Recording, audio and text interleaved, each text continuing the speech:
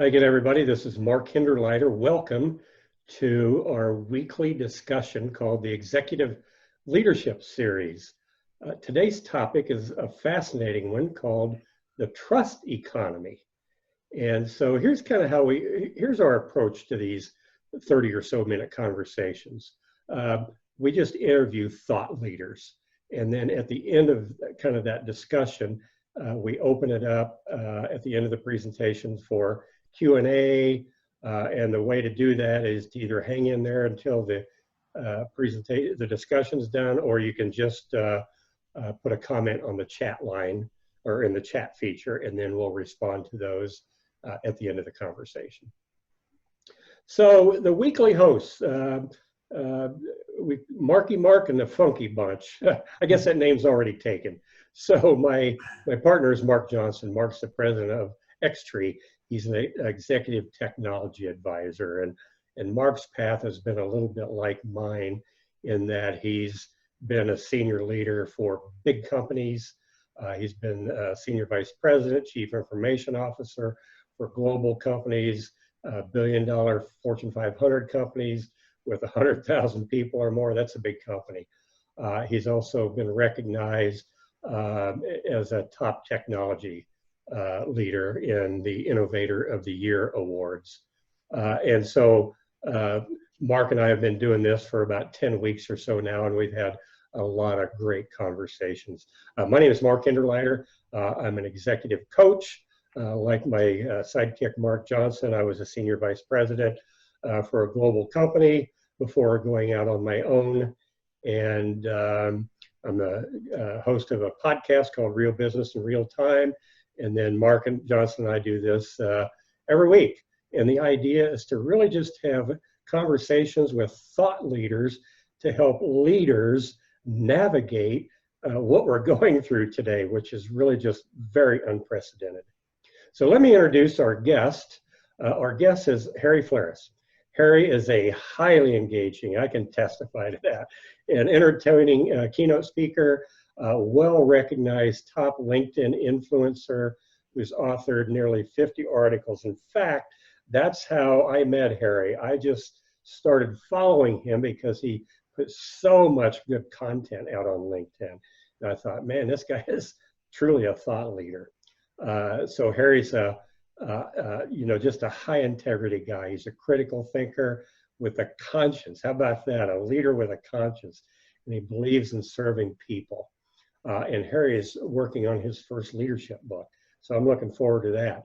In 2017, Harry founded his own company called Inspiration with Flair.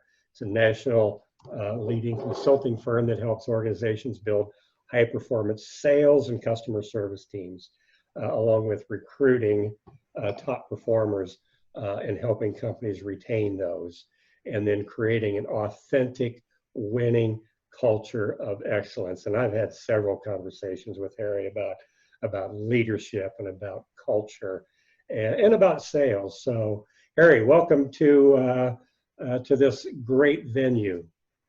Thank you, Mark. And the money for that introduction's in your PayPal account. So Yeah, when I do introductions like that, what I usually say is, my mother would be proud and my father would roll his eyes. So Harry, the topic today is, you introduced this to me and it's really got me thinking. It's called the trust economy. So let me just ask you kind of just a broad question. What do you mean by that? Well, let me share with you how I got into it, okay. Mark, and just give you a quick background, which is kind of interesting. As you know, as I've shared with you, I have a 13-year-old daughter and a 16-year-old son, and though they are not Generation Alpha, and Alpha was born in 2010, 10 years ago, I started to take an interest in kind of Generation Alpha and the influence that they were having on businesses, because even though my kids are a little bit older than Generation Alpha, it was starting to impact me and my wife as an adult in terms of where we went on vacation, where we grocery shopped at, the products that we were buying from stores, You know, were they environmental friendly? Were they, was this a company that took good care of their workforce? Was this a company of integrity? Was this a company that was contributing to society? And our kids, okay, were basically influencing all of our purchasing decisions because of this. And what I learned specifically about Generation Alpha is that they're born with technology. That's all they know. They have uh, do not watch a lot of TV. In fact, very little TV. All their influence basically comes from data. It comes from online. It comes from YouTube influencers. It comes from lots of research. And this group has more influence on the adult purchasing population than any other group. And what I was able to glean from that, Mark, was the trust economy. That's where it came from. It just made me go, everything that my kids and again, this new generation that's growing up now, basically is demanding of organizations today is that they act with integrity, that they act with trust, that basically if you're going to earn them in terms of as a customer, you're going to have to prove to them that you're more than just a transactional company. And that was a background that I started with and that really led me to the trust economy. Now, as it ties into everything else, our personal brands, our business brands, our products, our services, the reviews we get, how people think of us, how they feel about us. Everything today, if you think about it, we're dealing with so many people that we don't know. And we're meeting them virtually, online, digitally, so to speak. And everything that we do basically screams, can I trust this person? And if I make an error as a company, if I make an error as an individual, how quickly do I respond to that error? How quickly do I make that right? How quickly do I take ownership of it and get in front of that error? This all goes into the trust economy now, Mark. And if brands are not, quick right now to basically recognize the economy we're in, they're going to get left behind. I actually created this past versus 2020 vision slide that we're looking at right now. I created that at the end of 2019, and the interesting part of it is, I would have never known, within 90 days of creating, this vision of the future of the trust economy, that COVID-19 would have taken place. The economy, would have obviously had the negative impact that's happened. All the racial injustice that we've seen happen within the last few weeks has taken place. So again, this all ties into the trust economy, and again, there's been a lot of organizations that have had to that have really had to learn on the fly because they weren't working from a base of trust. They were working from more of a base of being transactional instead of being transformational. Yeah, I remember when at the very beginning of my business career in the 80s, you guys will remember this, when Johnson & Johnson had the Tylenol scare. Remember that? Yes. Where somebody was actually poisoning Tylenol bottles. And so the CEO, got in the media and talked really straight in a very transparent way, really to the country, saying, we're pulling it all off the shelves, which cost them millions, tens of millions of dollars, and we are repackaging our product with, that was really the beginning of these safety, I call them adult proof. You can't get into to these bottles. Safety packaging really started with that. And so it was really a case study for integrity and transparency and building trust, And so that was a long time ago, and a lot of water's gone over the dam since then. So how is COVID-19? So you did this at the end of this year, or at the end of 19. You're really thinking about this. Yep. And then the world turned upside down. How has that impacted kind of what you were thinking about already?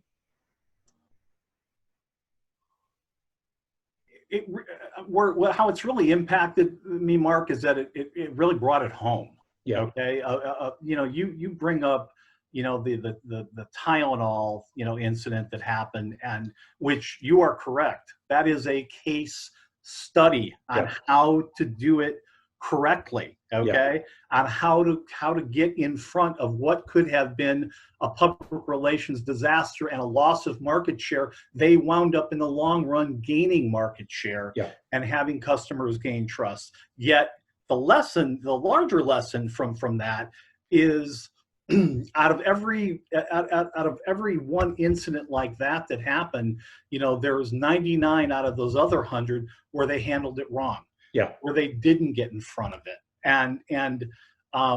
So what it really did, Mark, more than anything else, is COVID-19, along with everything else that's happened. It really confirmed to me, okay, that you can't just use anymore buzzwords to describe your company. Your company is not what you say it is on your website.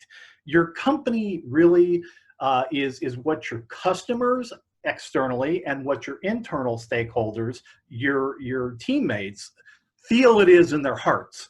That's the magical difference. And too many companies basically they think empathy, they think kindness, they think ownership, they think providing facilities within their physical offices, such as coffee machines or free snacks and things like that. That's what in the past they thought culture was, and basically all it's been is just surface level stuff that touched nobody. And that's what they were getting away with. And the impact has been, since COVID-19, is you've got to be a lot more than that. You want to keep customers, you want to hold on to employees, you want to make an impact, with your business. You have to have a real purpose and be transformational about that purpose and have people believe it. Because if they don't, your employees are going to churn, your customers are going to churn, and they're going to find someone who they can trust. Yeah, why don't you take us through your slide, because you're really comparing and contrasting what was and what's coming. So kind of talk us through some of those, will you? Absolutely. So one of the first thing I thought about was just how much people who were managers, and I don't even want to refer to them as leaders, what they thought of the workforce was just growing their business transactionally. That was it. There was no thought about people's careers, people's growth, be it their professional growth, their personal growth, having them really love what they were doing, empowering them. Those weren't, for a lot of organizations, in the forefront. So I moved to, from bosses, the sole focus has been growing their business, that we wanted really more leaders, to really put the focus on love, growing their people, and creating more leaders. And that, to me, that's the essence of leadership. And we came from the past of skill mattering most, and you and I have talked, Mark, about CRMs, the good and the bad, and the ugly of various CRMs that are out there, which have their place, which are important, but there's so much focus on skill, on KPIs, right? Yeah. On key performance indicators. as opposed to what I call KBIs, okay, which is key behavioral indicators, right? And those are the things where people bring a certain level of integrity, a certain level of character, a certain level of energy, a certain level of influence with their teammates to the workplace. And those are more critical if you're really going to grow your business in the long term. To move on, you know, the focus has always been on closing customer transactions. Again, everything being transactional as opposed to having a relationship with a customer. You know, when you get on Twitter, or if you get on Facebook, or you get on any social media site and you complain because you had a poor experience, customers can't feel like they are just shouting at the wind and nobody's there listening. It's a completely different environment in the trust economy. You've got to be listening. You've got to respond. You've got to move quickly. You've got to say you're sorry. You have to own it and fix it, because if you don't, there's somebody else who will. Yeah. Harry, I think that's a great one, Harry. And it also impacts, I think, a lot of CEOs and business leaders. They always want to think about sales. And I think the way companies sell today is changed by just what you described. If you looked years ago, there were a lot of sales books about sales techniques and how do you sell more transactions and what are the things you say. And it's now shifted to be more about building a trusted relationship. And so the conversation I have, people that I work with often says, well, how many times do I need to talk with a prospect before they become a buying customer?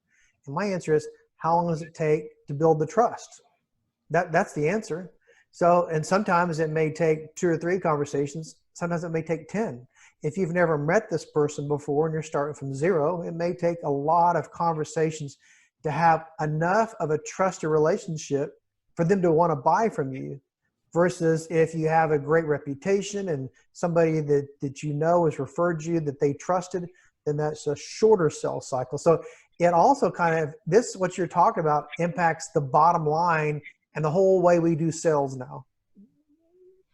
Early in my career, I heard the ABCs, always be closing, right? Yeah. Completely transactional. It was. And so maybe I'm making this up on the fly. Maybe the new ABC is always be connecting, meaning kind of build that relationship, to Mark Johnson's point. Yeah, that's a great always be connecting. I wrote an article. It must be almost 10 years ago, Mark, that basically said was talking about cold calling. You know, you really shouldn't cold call anybody anymore. You should connect with people, and you should connect with them on a human level as we relate this conversation to sales. Again, you know, your point about always be closing. Anyone who's ever worked with me in the past would literally know that that's a dirty word to say around me, the word closing. Yeah, I kind of look at it, you know, whether again it's an internal stakeholder or an external stakeholder. You know, every customer that you deal with, every internal stakeholder that you're dealing with, you know, you said I do to them, right? You've gotten into this relationship with them, and the way you keep it, okay, is by working on your marriage with that customer all the time. You just don't basically put a ring on your finger and say it's over. And that's how we've kind of done business in the past. In a trust economy, you can't do business that way anymore. My wife has a saying, she's said this to me forever, and it's true in personal and in business. She says it's all about the relationship. Absolutely. And I think that's what you're talking about here. It's about a relationship of trust, whether it's selling or leadership. It's about building trusting relationships. Yeah, and the cool thing about trust, and this is what so many people miss, is that, you know, you can make a mistake. You know, you have big box stores have known this, Mark, forever. And that is, they know that if you make a mistake and if you basically can make it right with a customer, they have a greater chance of winning that customer over for a long-term relationship than they do otherwise. And like I've always said, you know, no relationship is not a relationship until you hit a bump in the road, right? And if you have trust, that's what helps you get over that bump in the road and keep that customer. If you don't have trust, you really have nothing. And one bump in the road, one mistake, one mishap that you don't own, and that's it. You won't have that customer anymore. And again, with generations who are now, you know, entering into this trust economy, you're going to have a hard time ever getting them back. It's a great point, Eric. You know, we've all that have worked in any kind of corporate setting have seen vendors that come in when it's time for a service agreement to be renewed. They do the full court blitz and make all the promises, and it's going to be wonderful, and you're showered with attention. And then you sign the deal, and they disappear. So that may work once, but then the next time that agreement's up for renewal, it's going to be a different conversation because they've broken that trust. Yeah. It's an or no conversation. Yeah. Absolutely. Yeah, good stuff, Harry. Keep plowing through there. Really, really good points here.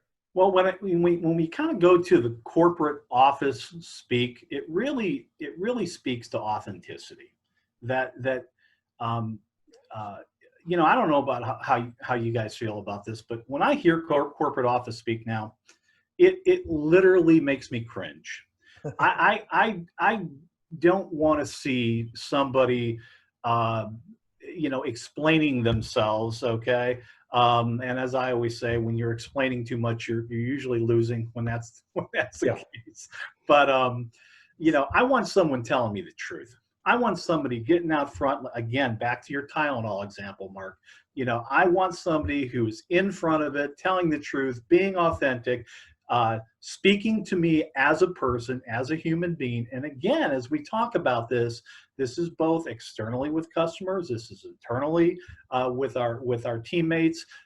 You have to come at it from a really human being, heartfelt position, so that people know that you're appealing to them, not only to their heads, okay, but to their emotions, to their heart, to how they feel about things. It's important to people, and so that's really where that goes to. I see, again, you would think that you know, kind of who talks that way, who speaks that way. Too many do. They still do, and this is why. You guys were talking about sales a second ago. 10 years ago, the average retention, now this is average, okay? The average retention of a sales rep was 3 years in a company. Today, that number is 1.5 years. And so, you know, why are people leaving? Why is 80% of the workforce, if you survey them, say that they're so disengaged and looking for another position? Well, you know, the reason is because, you know, they don't have leaders that appeal to their heart, okay? They're not working for people who are just human about what they do and about caring about their teammates. You know, the CEO of Southwest Airlines, his name escapes me. He passed away a year ago. But Herb Kelleher. Yeah, Herb Kelleher. Thank you, Mark. I love that guy. He was awesome. I wrote a story about Southwest. It was part of my story, and you know, Herb Kelleher's. You know, this is. You know, this was his whole, you know, strategy, okay? They asked him, what's your strategy? And he said, my strategy is getting things done and talking to people and being honest with people and leading with my heart and telling people openly that I love them. That's why you see the hearts on all the Southwest Airlines planes, because Herb believed in love. He believed in leading with love and saying it, not as, you know, not because he was just saying it as words, he meant it, okay? When you do that, that's how you retain people. It is no accident when you see a company losing lots and lots of customers, okay? I will guarantee you they have lots and lots of disengaged employees. No doubt about that. Those two back in the day when I used to fly a lot, I flew all the airlines just because I flew to different places. But the Southwest Airlines culture was so markedly different because of what you were talking about. They were friendlier. They cared about the passengers. They were fun. You know, their safety announcements were sometimes outrageously funny. Human, exactly. And so, and their retention, and they weren't anywhere near paying at the top of the industry scale. They were kind of in the middle, but they had the best retention rate in the industry because of that kind of leadership. That kind of leadership, and you know what? When they were in a hurry because a plane was arriving late and they had to get everybody, you know, they had to get the next group on the plane. The pilots did not think twice, okay, about picking up, you know, a vacuum or a broom or whatever the case may be, and collecting garbage out of the plane. It's just what they did. It was part of their culture. Yeah. Good stuff. Yeah, they were ahead of their time. Absolutely. Harry, I know you have another slide that you'd like to discuss. Should we move on in the last couple of minutes? Would you like to talk about the next slide, or do you want to stay on this one a little longer? Well, let's stay on this one just for a little bit here. Yeah. I guess I'll touch on a couple things here, and that is that I think is key. Okay, and that is the working only at your desk part. You know, Mark and I talked about that, and this is something that I was such a huge believer in. I have been managing and leading remote teams for the past 10 years of my life, and I could never understand why organizations were not making remote work options available for everybody. Everybody should have a remote work option. It doesn't matter if you're working out of a Starbucks. It doesn't matter if you're working out of your home office. And it also doesn't matter in terms of time. You know, in the virtual world, time is not like it is in a brick and mortar space, right? Time is what everyone pays attention to, from 8:30 to 5 o'clock. You know, well, presence does not equal productivity. All it means is you're there for those hours, and I could never understand that. And I wrote about it, and I've written several articles on LinkedIn about this fact and why I believed was the reason, you know, that some business managers were not allowing their employees to work virtually. And then COVID-19 happens, Mark, and so now everybody has to move to a virtual situation. And I can give you one example. I can give you several examples, but one example of a company that's local here to Chicago that I have so much respect for, and Hierology. That you know, Hierology was a company that basically was had remote work options. They did a good job with their team, and they were ahead of the game in terms of how they handled, you know, their team and kind of how they went about it. And it's such a key factor now, Mark, just in terms of how companies got caught without having remote options. And employees now have been told by various companies, by Salesforce, by Twitter, if you don't want to come back to work, okay, if you want to remain, you know, in your virtual workspace, feel free to do so. You don't have to come back to work. This was a huge transition for companies, and they got caught. They got caught by not having virtual work options.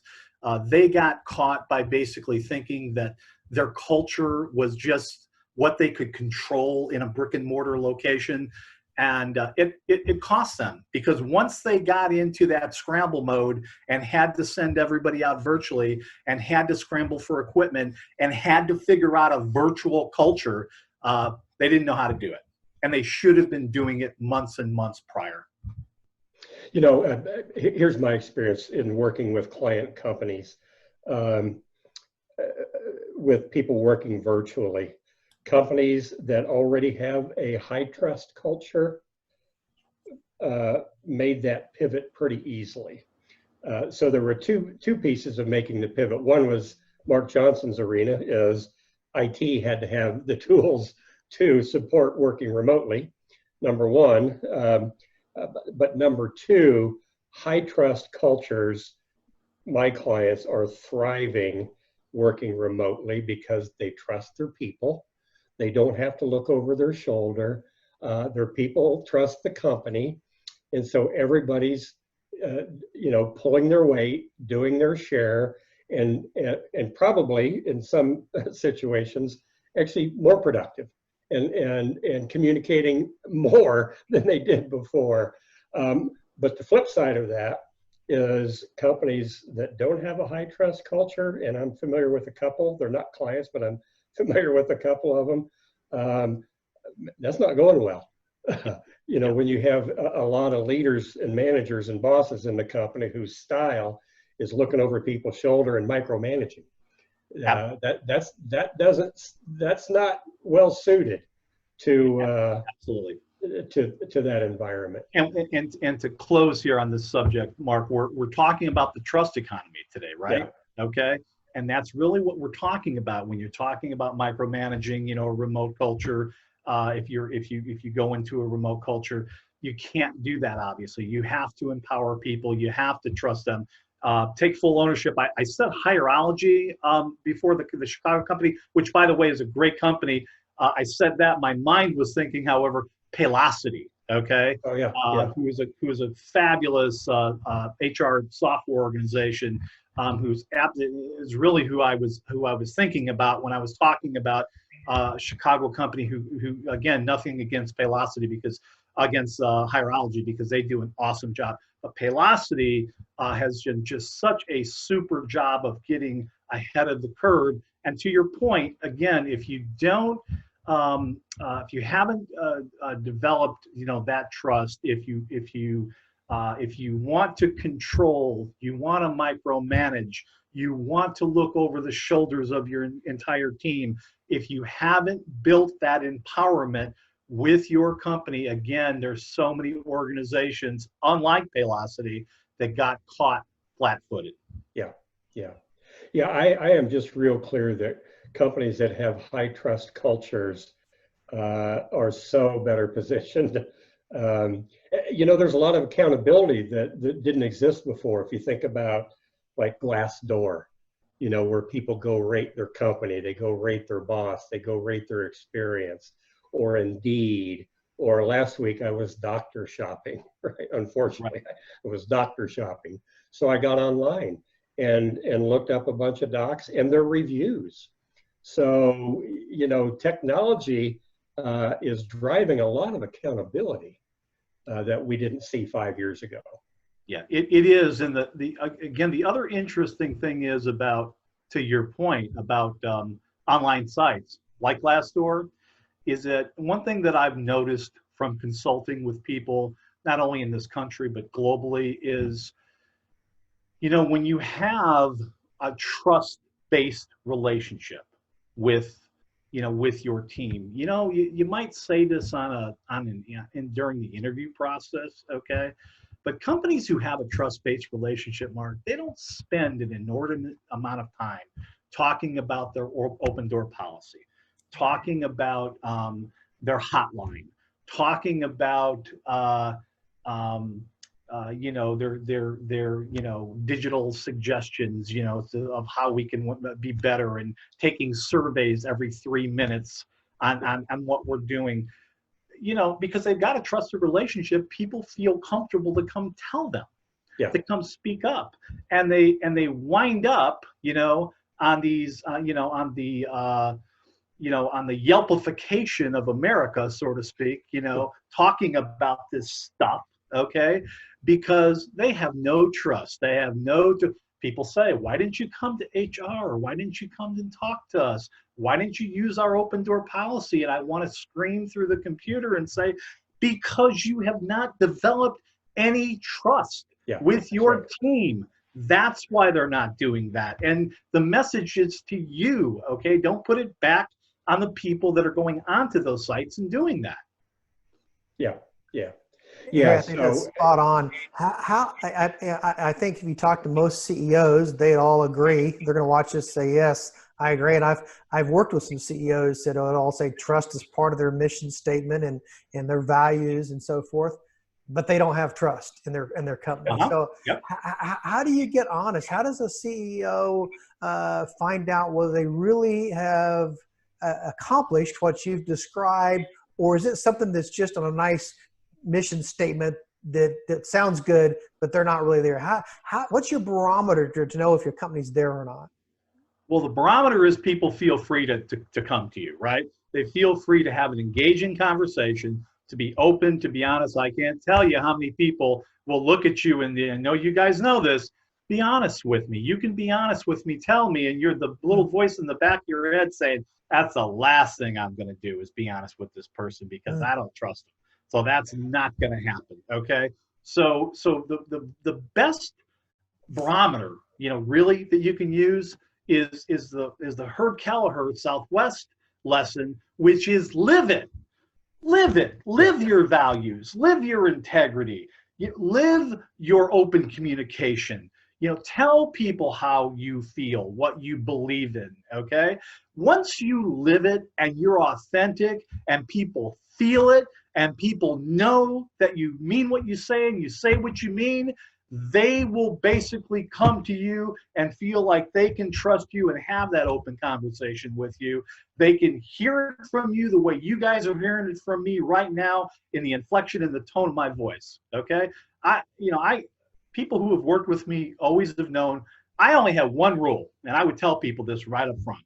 I have one rule and one rule only. If I make a mistake, if I screw up, okay, if I say something that I shouldn't have said, but I didn't know that I was honest mistake, and I basically had a faux pas where I shouldn't have said something, or you took something the right way. Don't tell Bobby, don't tell Betty, don't tell Sally, don't tell Joey. Tell me.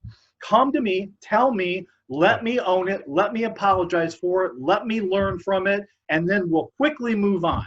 When you don't do that, when you have a culture from the top that doesn't encourage that, or people don't trust that they can do that, that's when you basically have a culture of whispers. And when you have a culture of whispers that don't trust each other, this is what basically how the dominoes fall in terms of losing employees, losing customers, and basically having an unstable culture. And worse yet, you're not really even aware of it. You think everything's fine when it's really not.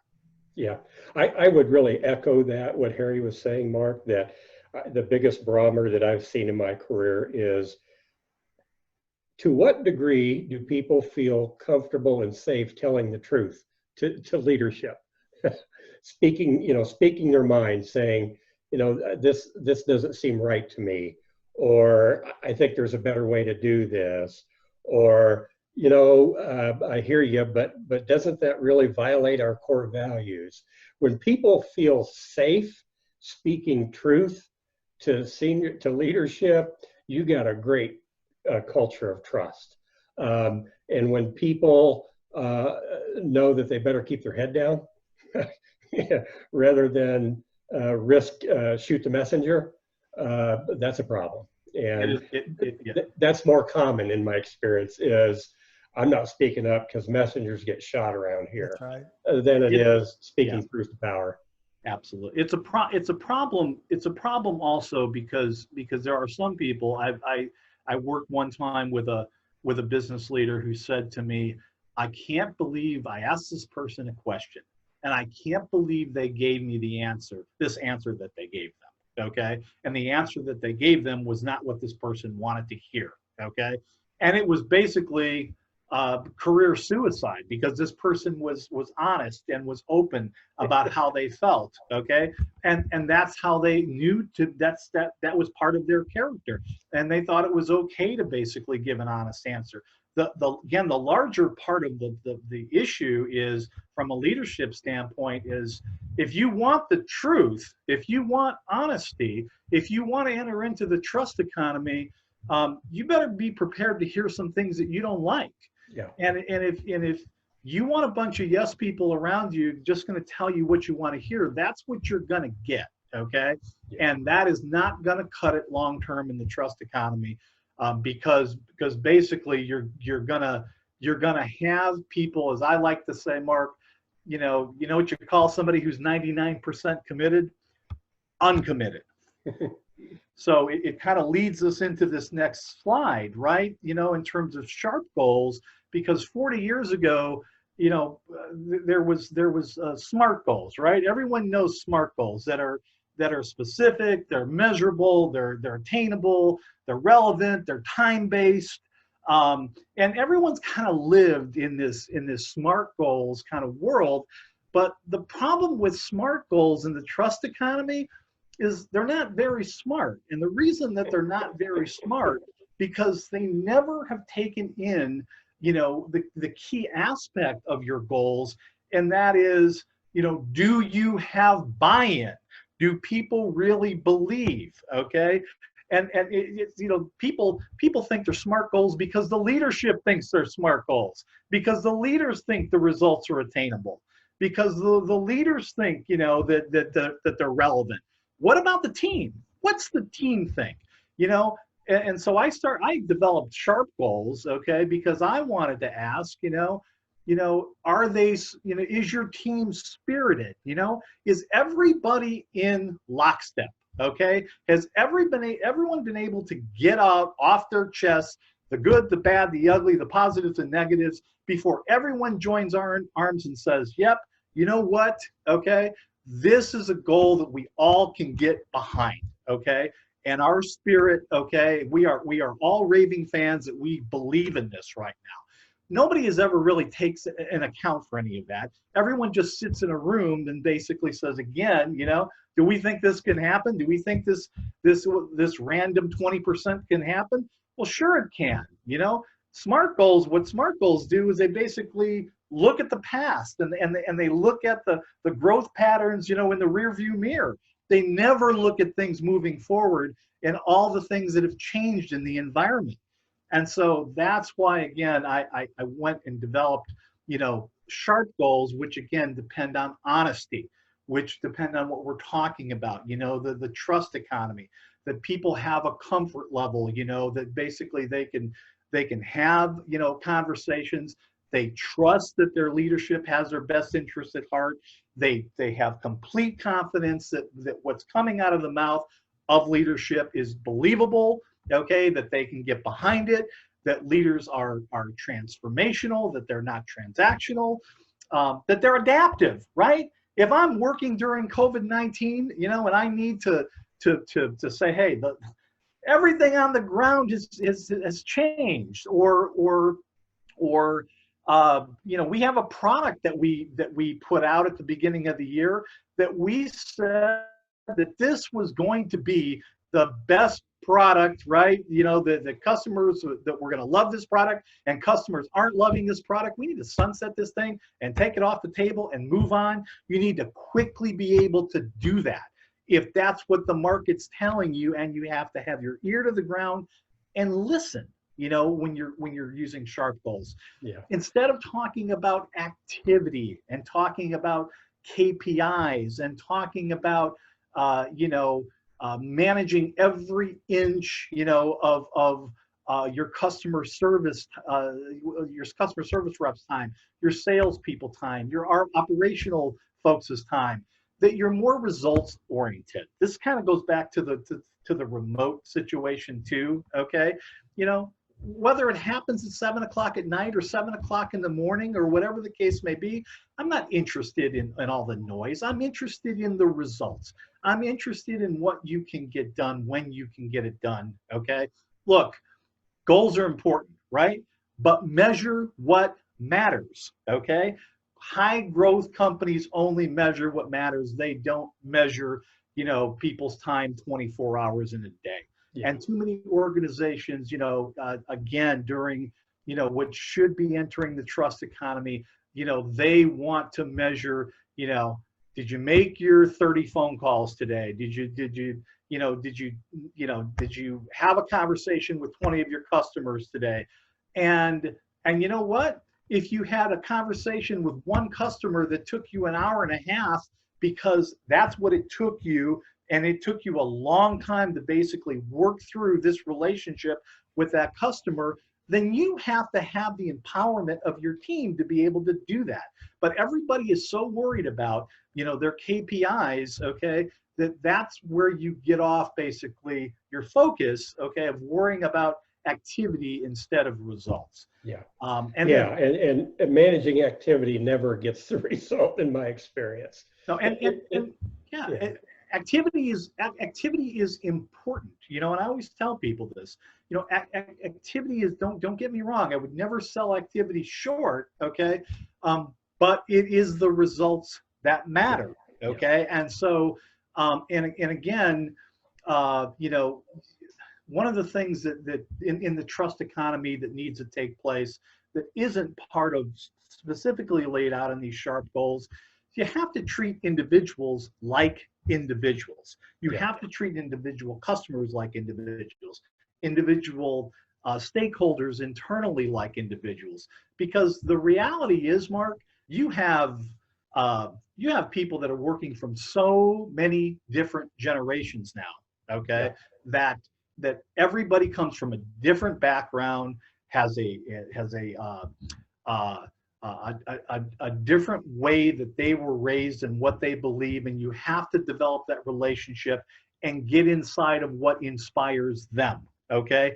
Not use this one size fits all with the entire team. And then to end, I talked about being pragmatic again, just listening to what's happening on the ground, okay?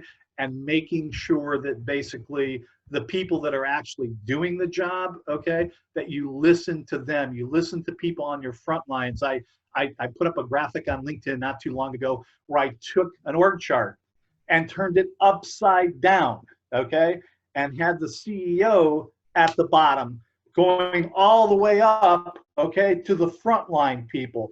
This in the trust economy is how you should be looking at your team, not the other way around. Yeah. Wow. Great stuff. I just couldn't be more I